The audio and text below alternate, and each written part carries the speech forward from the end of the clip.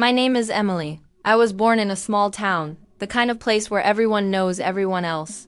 And life moves at a rhythm so slow that it almost feels like time itself takes a deep breath before continuing.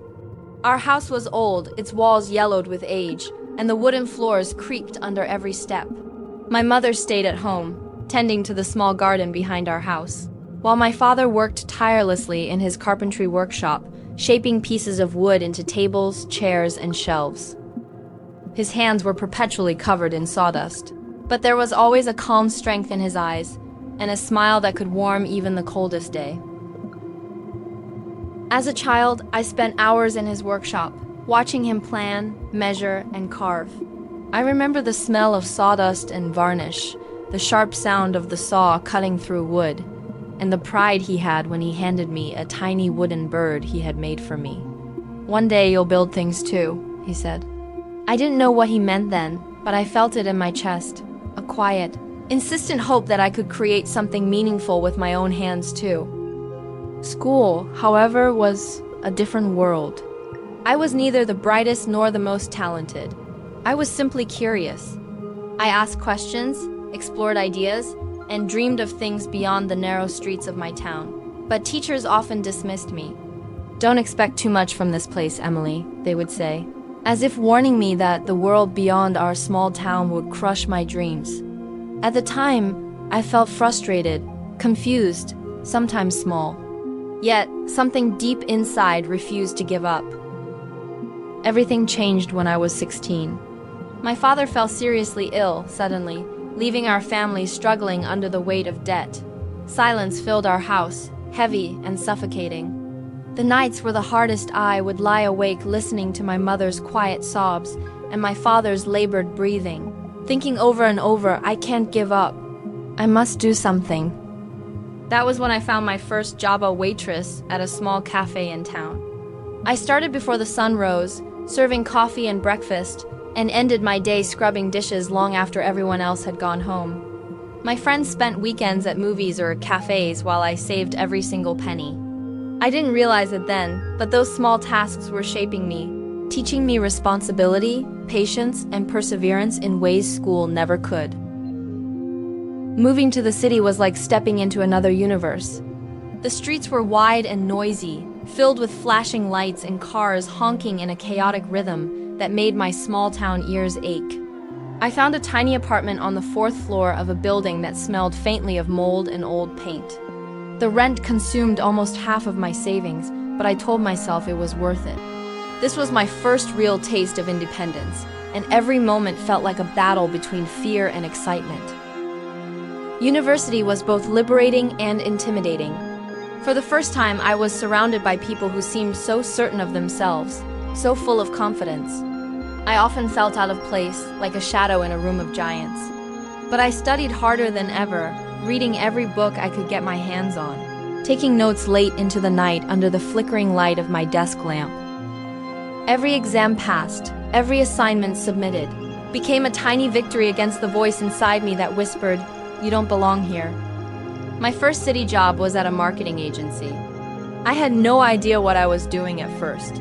The office smelled of coffee and printer ink, and my boss had a voice like gravel, sharp and unyielding.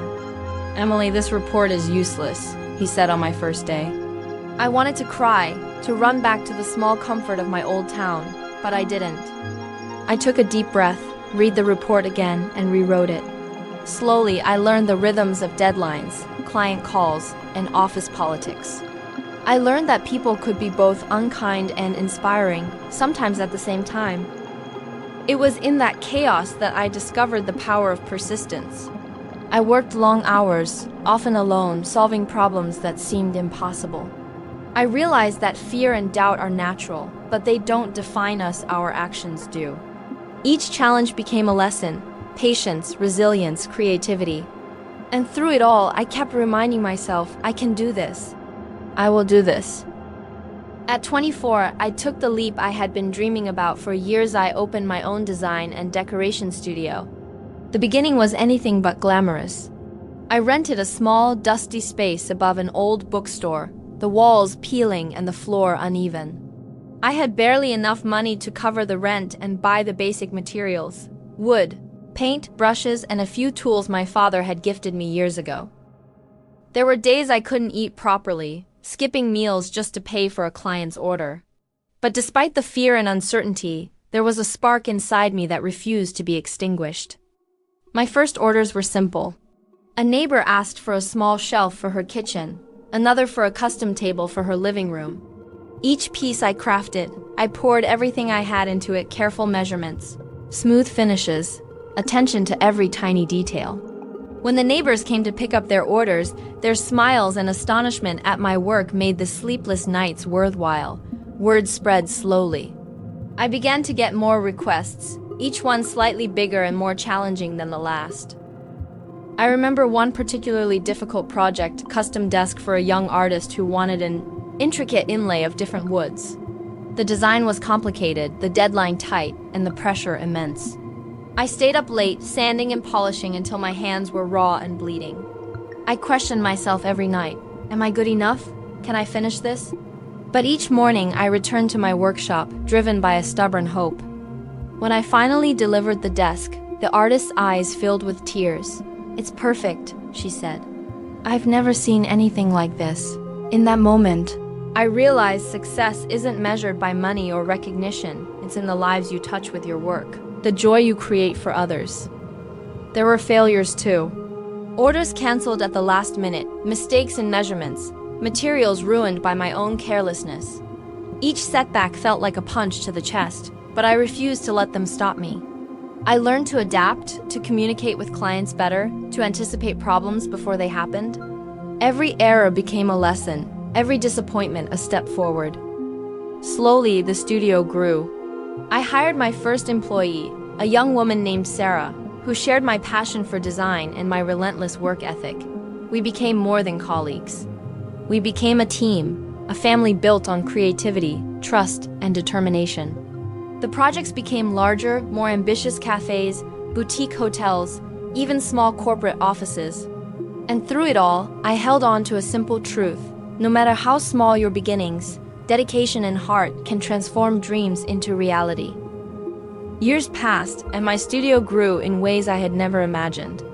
From a tiny, dusty room above a bookstore to a full-fledged design and decoration firm, the journey had been exhausting, humbling, and extraordinary all at once. The projects became more ambitious, the clients more demanding, but I had learned to navigate each challenge with patience and creativity. One project in particular marked a turning point. A renowned boutique hotel in the city had hired me to design not just the interiors, but the entire aesthetic of its public spaces, the lobby, lounge, and even the staff areas. The contract was enormous, the pressure immense. Every mistake could be costly, every delay scrutinized. I remember nights when I could barely sleep, planning layouts, choosing color palettes, negotiating with suppliers, and double-checking every detail. Yet, even in the exhaustion, there was a thrill, a deep satisfaction in knowing I was building something truly mine, something that would leave a lasting impression. The opening day of the hotel was surreal. Walking through the lobby, seeing the light reflecting perfectly off the polished floors, the furniture arranged just so, and the subtle artwork adorning the walls, I felt a profound sense of accomplishment. Clients and visitors marveled at the spaces, praising the creativity, the attention to detail, and the warmth the design exuded. But more than the recognition, I was proud of myself. I had turned my small-town dreams into a reality that reached far beyond the narrow streets of my childhood. Even now, I remember the struggles, the nights spent working alone, the endless doubts, the financial worries, the moments I thought I couldn't go on. And yet, every setback, every tear, every mistake had brought me to this moment. I had learned that success isn't about never failing. It's about getting up one more time than you fall. Now, when I walk through my old town, I see it differently. The narrow streets, the old houses, the small cafe where I once washed dishes, they are not symbols of limitation, but of the roots that shaped me. They remind me that courage, determination, and faith in oneself can transform even the most ordinary beginnings into something extraordinary. My story may have started quietly, in a small town that seemed too small to contain dreams. But it grew, through struggle and resilience, into a life full of achievement, creativity, and meaning. And the truth I carry with me every day is simple yet profound. Every failure, every tear, every challenge is a step forward. And as long as I keep moving, as long as I refuse to give up, there is nothing I cannot achieve.